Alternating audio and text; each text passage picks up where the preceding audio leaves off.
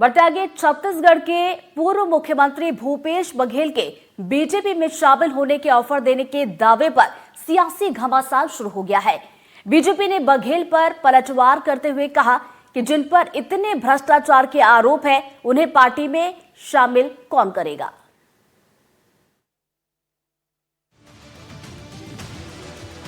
Supreme court में senior advocate और राज्यसभा सांसद कपिल सिब्बल के पॉडकास्ट में पूर्व सीएम भूपेश बघेल के उस दावे पर सियासी घमासान मच गया है, जिसमें उन्होंने कहा कि मोदी शाह ने उन्हें बीजेपी में शामिल होने का ऑफर दिया था। उन्होंने कहा कि जब कमिटमेंट नहीं दिया तो उनके यहाँ लगातार छापे पड़ने लगे। बघेल ने क्या कहा था, आप खुद उनके ही जुबानी सुनिए। मैं झारखंड चुनाव में था तो पहली बार चुनाव की बात पढ़ा। अच्छा। उसके बाद यूपी चुनाव हुआ तो हर 8वें दिन पढ़ता था। अच्छा। फिर मैं यहाँ आ गया हिमाचल प्रदेश। अच्छा। तो लगातार छापे पड़ते रहे। अच्छा। फिर आसाम गया। अच्छा। फिर छापे पड़ते रहे। और हमारे सरकार जब छत्तीसगढ़ की चुनाव आया तो फिर तो लगातार छापे पड़े, गिनती नहीं। और सरकार जाने के बाद जब मैं यहाँ का पंजाब का प्रभारी बना तो फिर मेरे घर छापा पड़ा। तो आपसे पूछते क्या थे? छापा तो करके कुल मिला के अधिकारियों से, व्यापारियों से केवल इतना ही कहते थे कि भूपेश बघेल का नाम ले दो या उसके परिवार का नाम ले दो, उसके लड़के का नाम ले दो, हम आपको छोड़ दें। भूपेश बघेल के बयान पर प्रदेश के डिप्टी सीएम विजय शर्मा ने पलटवार किया है। उन्होंने कहा कि बघेल को हमारा केंद्रीय नेतृत्व कभी स्वीकार नहीं करेगा। शर्मा ने कहा कि सिर्फ बघेल ही नहीं, अन्य राज्यों के मुख्यमंत्रियों के साथ भी प्रधानमंत्री और गृह मंत्री मुलाकात करते हैं, लेकिन इसका कोई गलत अर्थ निकाले तो बचपना से कम नहीं। मैं आना भी चाहे तो मैं सोचता हूँ कि भाजपा में है, केंद्रीय नेतृत्व हमारा स्वीकार नहीं करेगा। और मसला ऐसा है इसमें कि सम्मान देना भाजपा के सिद्धांत और मैं कहूँ संस्कार में है। तो जो भी है, सिर्फ वो एक राज्य के मुख्यमंत्री थे उन्हीं का विषय नहीं, अन्य राज्यों के मुख्यमंत्रियों के साथ भी प्रधानमंत्री जी मुलाकात करते थे, प्रधानमंत्री जी बातचीत करते थे, गृह मंत्री जी भी अभी भी बातचीत करते हैं, मुलाकात करते हैं। अब इसका कोई गलत अर्थ निकाले तो मैंने बचपना है, मैं सोचता हूँ। बीजेपी प्रवक्ता और सांसद संतोष पांडे ने यहाँ तक कह दिया कि भूपेश बघेल पर बोलना मुंह खराब करने जैसा है। अब ये भूपेश बघेल और कपिल सिब्बल सबको जानते हैं, आप लोग, पूरा देश जानता है। ये वही कपिल सिब्बल है जो अयोध्या में राम जी के विरोध में विधि मंत्री होते हुए भी, और ये कोट पहन के खड़े हुए थे बाबरी मस्जिद एक्शन कमेटी के पक्ष में। और भूपेश बघेल के विषय में, अरे इनको लेकर के कौन क्या करेगा? सट्टा में, शराब में बहुत कुछ है, आप सब जानते हैं। इनके विषय में कुछ कहना ही मुंह खराब कर दिया। भूपेश बघेल के सिब्बल के पॉडकास्ट पर दिए बयान पर प्रदेश की सियासत गर्मा गई है।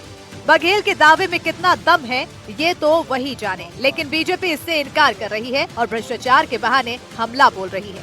Bureau report, NDTV. और इसी पर बात करेंगे, हमारे सहयोगी नीलेश त्रिपाठी इस वक्त हमारे साथ लाइव जुड़ गए, सीधा उनका रुख करेंगे। नीलेश, भूपेश बघेल जो ऑफर का दावा कर रहे हैं, इस दावे में आखिर कितनी सच्चाई? जिस तरीके से उनकी तरफ से दावा किया जा रहा है, जाहिर सी बात है इस पर घमासान होगा ही, और वो देखने को भी मिल रहा है।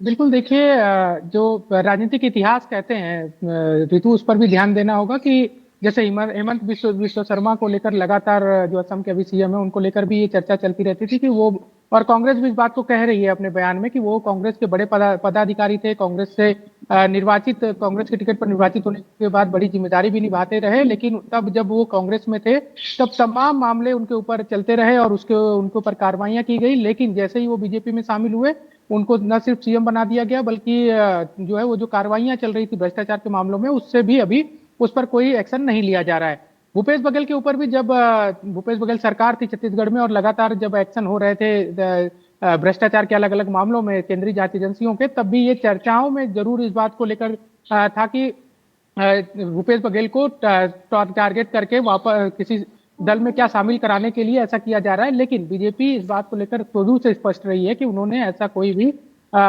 जो उनको ऑफर नहीं दिया है, और ये भी कहा है कि जो कार्रवाइयां की गई हैं वो प्रमाणित कार्रवाइयां की गई हैं, भ्रष्टाचार के मामले जो सबूत मिले उसके आधार पर की गई हैं। तो ऐसे में इस बात से जोड़ना कि भूपेश बघेल को शामिल कराने के लिए ये सब कार्रवाइयां की जा रही थी, अब ये राजनीति है, राजनीति में बयानबाजियां और आरोप प्रत्यारोप इसी तरह से लगते हैं, उसके तथ्य अगर पेश कर दिए होते भूपेश बघेल की इस बैठक में फला तारीख को मैं सीएम के साथ पीएम के साथ बैठा था, फला तारीख को मैं एचएम के साथ बैठा था, उस समय उन्होंने संकेत नहीं दिए, उन्होंने बाकायदा कहा या उनके किसी व्यक्ति ने कहा कि आप बीजेपी में शामिल हो जाइए, आपके ऊपर कार्रवाई नहीं करेंगे, उसका कोई प्रमाण दिए होते तो ये जरूर मानने वाली बात होती। लेकिन अभी जब सिर्फ संकेत की बात कही जा रही है तो सिर्फ इसको राजनीतिक हथियार के रूप में ही देखा जा सकता है, क्योंकि अभी एक चीज और नहीं देखने को मिली है कि भूपेश बघेल आमतौर पर अभी तक जो राजनीति करते रहे हैं उनमें अपने परिवार के लोगों को साथ लेकर राजनीतिक कार्यक्रमों में कम से कम वो शामिल नहीं होते थे, राजनीतिक जगहों पर वो नहीं जाते थे। लेकिन जब से उनके बेटे चैतन्य बघेल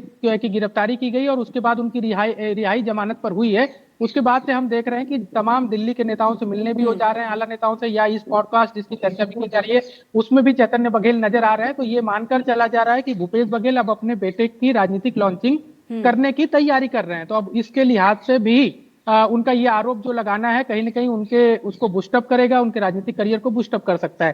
तो ये तमाम चीजें जो है उसी से जोड़कर देखी जा रही हैं और ये राजनीति में कोई पहली दफा नहीं है कि किसी दल का नेता किसी दूसरे दल में शामिल होगा या फिर किसी दल के नेता को ऑफर किया जाता है कि वो दूसरे दल में शामिल हो जाए। तो इस सब चीजों को संकेतों के आधार पर, चर्चाओं के आधार पर ही देखा जाना चाहिए, क्योंकि अभी तक प्रमाणित तौर पर इस पर कोई भी तथ्य सामने नहीं आए हैं।